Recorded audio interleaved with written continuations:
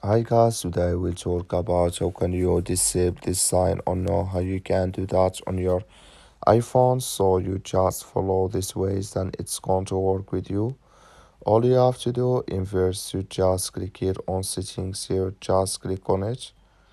So then it's going to take you to your settings. It's going to show for you like this here. So then you go down, you just click here on general, just click on it. You come to next step here, it's going to show for you like this here. Then you go down, just keep going down, click here on keyboard, just click on it. You come to next step here, it's going to show for you like this. Come here to smart uh, punctuations here, click in this sign or this color. I can see color, it's gone, that's mean it's disabled with us now.